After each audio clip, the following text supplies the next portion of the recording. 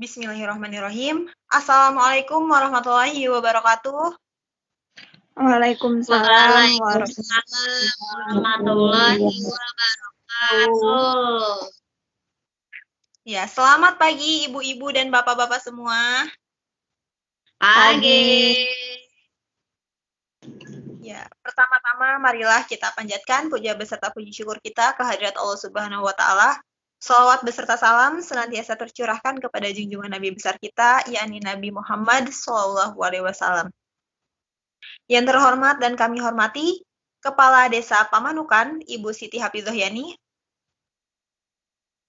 Yang terhormat dan kami hormati, Ketua RW 03, Ibu Nurul Lailatul Musyifah. Yang terhormat dan kami hormati, Ketua RT 07, Ibu Siti Nur Faizah. Dan tak lupa kepada ibu-ibu dan bapak-bapak yang hadir pada pagi hari ini. Ya, sebelumnya perkenalkan kami dari Fakultas Ilmu Keperawatan Universitas Muhammadiyah Jakarta akan melakukan penyuluhan mengenai banjir. Nah, sepertinya ibu-ibu dan bapak-bapak tidak asing lagi ya dengan namanya banjir. Pasti ibu-ibu bapak-bapak sudah sering sekali merasakan apa itu banjir. Ya, betul atau tidak ibu-ibu, bapak-bapak? Betul, sering kebanjiran, Bu. Iya, dari data yang kami dapatkan, desa Pamanukan ini sering sekali terkena banjir ya. Nah, untuk mengetahui lebih dalam, lebih jelas lagi apa itu banjir, apa penyebabnya, dan bagaimana cara menanggulanginya, langsung saja kepada teman-teman kami dari Fakultas Ilmu Keperawatan, dipersilahkan. Ya, terima kasih untuk moderator dan terima kasih untuk warga Pamanukan yang telah mengizinkan kami untuk membahas tentang banjir ya. Ya. Next. Nah, di sini ada pengertian banjir. Secara umum, banjir adalah meluapnya aliran sungai akibat air melebihi kapasitas tampungan sungai, sehingga meluap dan mengendangi dataran atau daerah yang lebih rendah di sekitarnya. Ya, next. Di sini ada penyebab banjir, dampak banjir, pencegahan banjir, dan bagaimana cara menghadapi banjir.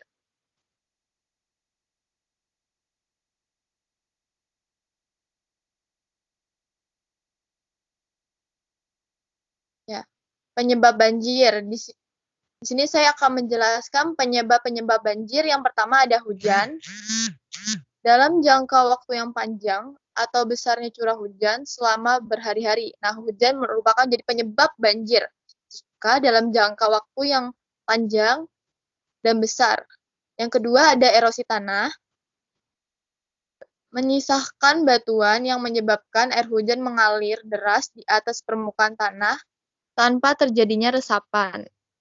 Yang ketiga, adanya buruknya penanganan sampah. Nih, seperti di gambar nih ya. Yang menyerupai, yang suka menyumbat saluran-saluran air sehingga tubuh air meluap dan membanjiri daerah sekitarnya. Yang keempat, adanya keadaan tanah dan tanaman. Nah, tanah yang ditumpuki banyak tanaman akan mempunyai daya serap air yang besar. Dan kebalikannya, tanah yang tertutup semen, paving, atau aspal sama sekali tidak menyerapi air. Dan juga tidak ada tanaman seperti pembabatan hutan juga dapat merupakan penyebab banjir. Ya, next.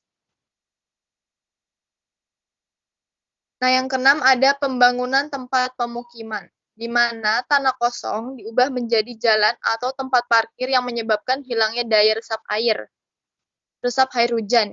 Pembangunan tempat pemukiman biasanya menyebabkan peningkatnya resiko banjir sampai 6 kali lipat dibandingkan tanah terbuka yang biasanya mempunyai daya serap air tinggi. Nah, masalah ini nih sering terjadi di kota-kota besar, salah satunya desa Pamanukan ini ya, Bu, yang pembangunannya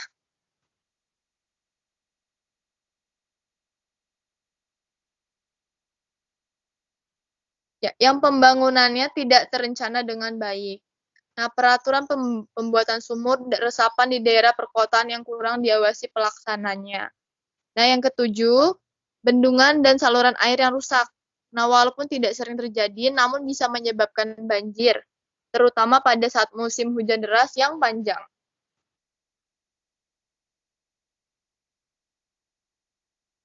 Ya, next.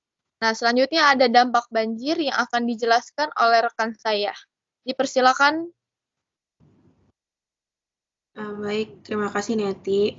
Jadi di sini ada dampak banjir. Dampak banjir itu terbagi menjadi 3. Yang pertama dampak primer, yaitu ada kerusakan fisik, yaitu mampu merusak berbagai jenis struktur, termasuk jembatan, mobil, bangunan, sistem selokan bawah tanah, jalan raya, dan kanal.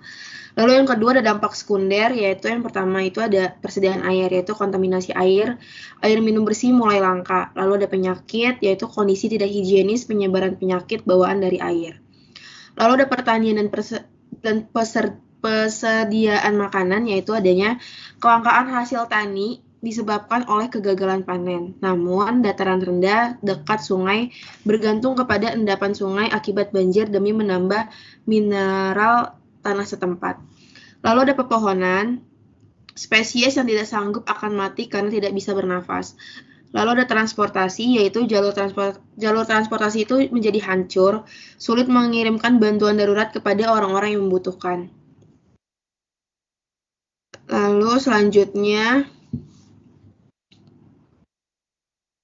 next. Nah, di sini ada dampak tersier atau jangka panjang, yaitu adanya ekonomi ya, kesulitan ekonomi karena penurunan jumlah wisatawan, biaya pembangunan kembali, kelangkaan makanan yang mendorong kenaikan harga dan lain-lain. Selanjutnya akan dibacakan oleh Nola dan Zafira. Ya, terima kasih Astrianti. Untuk selanjutnya yaitu ada pencegahan banjir. Next.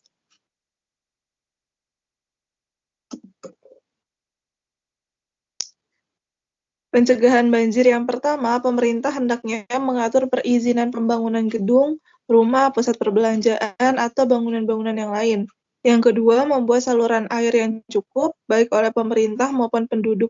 Yang ketiga, menjaga kebersihan lingkungan. Yang keempat, pemerintah harus bertindak tegas terhadap para penebang liar di hutan-hutan Indonesia. Yang kelima, merawat dan menanam pohon. Yang keenam, pemerintah dan masyarakat harus bekerja sama untuk merehabilitasi sungai-sungai. Next. Selanjutnya, cara menghadapi banjir ini ada sebelum banjir, saat banjir, dan setelah banjir. Untuk sebelum banjir, yang pertama yaitu menentukan lokasi yang bisa dijadikan lokasi pengungsian. Yang kedua, melatih diri dan anggota keluarga hal-hal yang harus dilakukan apabila terjadi bencana banjir. Yang ketiga, mendiskusikan dengan semua anggota keluarga tempat di mana anggota keluarga akan berkumpul usai bencana banjir. Yang keempat, mempersiapkan barang-barang dan lain-lain yang diperlukan saat terjadi banjir. Yang kelima, membentuk kelompok masyarakat pengendali banjir. Yang keenam, membangun dan menetapkan lokasi dan jalur evakuasi bila terjadi banjir. Dan yang terakhir, menjaga kebersihan saluran dan limbah. Untuk selanjutnya akan dilanjutkan oleh Zafira. Iya, terima kasih Nola, Anissa. Nah, Bapak-bapak, Ibu-ibu, selanjutnya ada ini ya, di saat kita menghadapi saat terjadi banjir. Yang pertama, jangan panik. Yang kedua, terus memantau perkembangan cuaca dan berhati-hati untuk mengantisipasi hal-hal yang tidak diinginkan. Yang ketiga, ketika melihat air datang, jauhi secepat mungkin daerah banjir menuju tempat yang lebih rendah. Yang keempat, bila terjebak di dalam rumah, raih benda yang bisa mengapung. Yang kelima, dengarkan jika ada informasi darurat tentang banjir. Yang keenam, hati-hati dengan listrik. Matikan peralatan listrik atau sumber listrik. Yang ketujuh, selamatkan barang-barang berharga. Yang kedelapan, pantau kondisi ketinggian banjir. Yang kesembilan, menggunakan air bersih dengan efisien. Next. Nah, selanjutnya ada yang pertama juga membersihkan tempat tinggal dan lingkungan rumah, yang kedua terlibat dalam perbaikan saluran air limbah, yang ketiga menjaga sistem pembuangan air kotor dan limbah agar dapat bekerja dengan baik, yang keempat menjauhi kabel atau instalasi listrik, yang kelima menghindari wilayah yang rusak parah kecuali telah dinyatakan aman ya Bapak-Bapak, Ibu-Ibu. Yang keenam memeriksa kesehatan, yang ketujuh mencari anggota keluarga, yang kedelapan jika sudah surut masuk ke rumah dengan hati-hati, jangan menyalakan listrik. Yang kesembilan, membersihkan rumah dari lumpur. Yang kesepuluh, periksa persediaan makanan dan air minum. Jangan minum dari air sumur terbuka karena sudah terkontaminasi. Sudah cukup, saya kembalikan ke moderator. Ya, baik. Terima kasih kepada semua pemateri yang sudah menyampaikan materinya.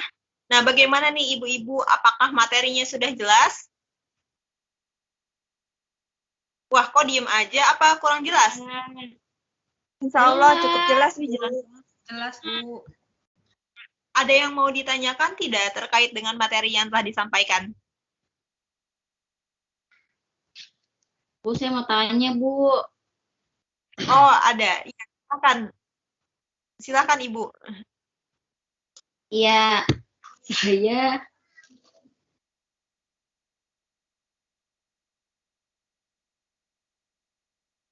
Ya, silakan, Ibu.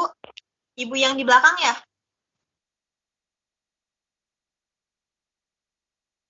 Iya, Bu. Tadi Ibu Pido mau nanya tuh katanya. Ya, Ibu Pido. Silakan, Bu Pido. maaf, Bu. Iya, Ibu. Bu, kan sekarang kan itu ya banyak banget tuh ibu-ibu.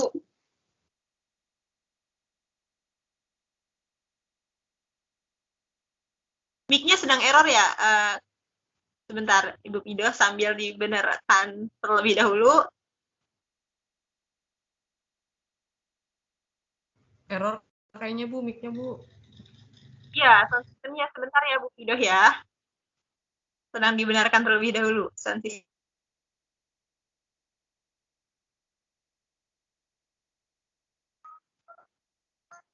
Moderator, kalau tidak ada yang ingin bertanya, coba ditanya saja tuh moderator ibu-ibunya. Kelihatannya sudah pada paham tuh.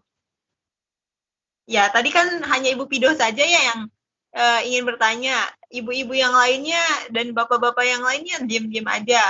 Ya, silakan coba pemateri bolehlah ditanya 1 sampai 2 pertanyaan kepada audiens.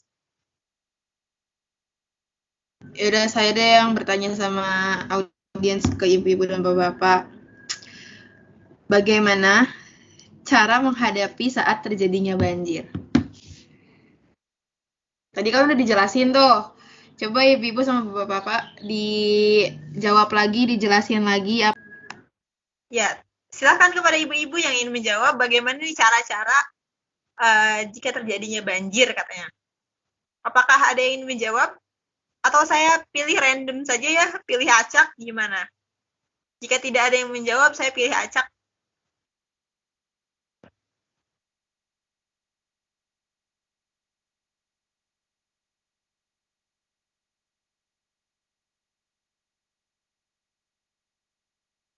Itu ibu yang kiri, sebelah kiri, Ibu Nurul, Ibu Ketua RW ya? Ketua RW 03. Silakan Ibu Nurul dijawab. Ya, Ibu izin menjawab ya. Tadi yang dijelaskan di pemateri kan jangan panik ya, Bu. Terus kita harus ke dataran tinggi. Kalau misalnya punya rumah yang 2 lantai, kita naik ke atas tuh. Terus nyiapin barang-barangnya juga, barang-barang penting kayak surat tanah, terus surat ijazah, terus surat-surat emas-emas, pokoknya yang penting taruh di dalam tas tuh ya, Bu. Terus yang keempat itu kita jangan lupa matiin listrik, takutnya nanti kesamber kan kena ini aliran airnya. Itu aja, Bu. Ya, bagaimana Kak Anti? Apakah betul jawabannya sesuai yang disampaikan? Iya, betul. Mbak Tiwi. Untuk teman-teman yang lain, apakah ada yang bertanya atau ada yang ingin menambahkan materi atau pengen sharing atau gimana ibu-ibu, bapak semuanya?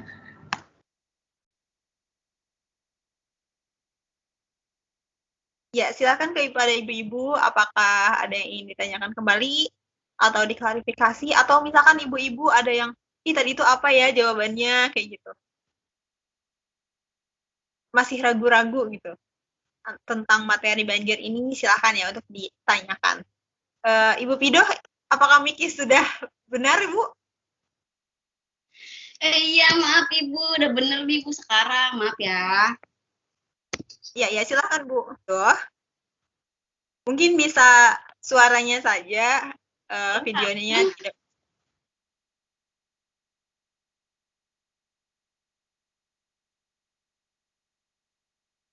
Halo, maaf ya jaringannya jelek banget nih di sini. Bisa tanya lagi nggak, Bu? Ya, silakan Bu. Satu pertanyaan saja ya Bu, dikarenakan waktunya sudah terbatas. Ya. Ya, silakan. Bu, gimana sih pendapat Ibu? Kan sekarang banyak banget yang konten. Konten, terkait konten. Konten banjir seperti itu ya Bu Pido ya? Iya, bener. Jadi bagaimana tanggapan dari para pemateri, terkait konten ketika banjir? Ya, baik. Begitu kan ya? Akan menjawab pertanyaan dari Ibu Pido ya. Jadi kan kalau misalnya konten itu kan bisa ada baiknya, bisa ada enggaknya kan. Kalau misalnya baiknya mungkin dia bisa ngevideoin atau sekedar ngerekam beberapa detik atau menit untuk ngasih tahu keadaan rumahnya atau keadaan lingkungannya dia kalau dia lagi kebanjiran, untuk ngasih tahu untuk nge-sharing ke sosial media gitu loh, biar orang-orang semua tahu kalau misalnya nih di wilayah ini kita lagi kebanjiran gitu. Tapi kalau misalnya untuk kayak nge-vlog, untuk kayak kesehari-harian dia di saat dia banjir, itu kayak sih nggak terlalu penting ya, karena kan terlalu nggak jadi prioritas aja sih, karena keadaannya kita lagi ada musibah, banyak sebenarnya hal-hal yang sebenarnya kegiatan-kegiatan yang memang harusnya bisa lebih ditolong gitu loh, lebih diutamain daripada harus nge-vlog. Tapi kalau sekedar untuk ngerekam, untuk ngasih info, ngasih kabar keadaan ibunya gimana, keadaan keluarga gimana, ya baik-baik aja sih sebenarnya, nggak apa-apa aja. Jadi balik lagi ke diri sendiri, sebenarnya ini penting atau enggak, karena kan namanya lagi musibah, pasti kan banyak kan kegiatan-kegiatan yang harus kita lakuin gitu loh. Baik, itu aja dari saya. Teman-teman apa ada yang mau menjawab lagi atau ada yang tanya lagi? Terima kasih moderator. Apakah terjawab pertanyaannya?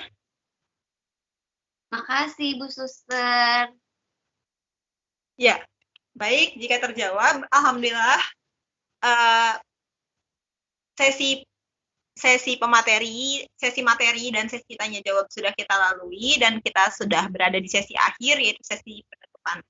Ya, terima kasih kepada ibu-ibu dan bapak-bapak yang telah meluangkan waktunya untuk datang di penyuluhan hari ini. Dan terima kasih juga kepada para aparat desa yang telah mendukung kegiatan ini. Mohon maaf jika ada salah-salah kata dari kami. Untuk selanjutnya kita akan tutup dengan sama-sama membacakan hamdalah. Alhamdulillahirrahmanirrahim. Sekian. Billahi fisabilillah, wassalamualaikum warahmatullahi wabarakatuh. Waalaikumsalam warahmatullahi wabarakatuh. Warahmatullahi wabarakatuh.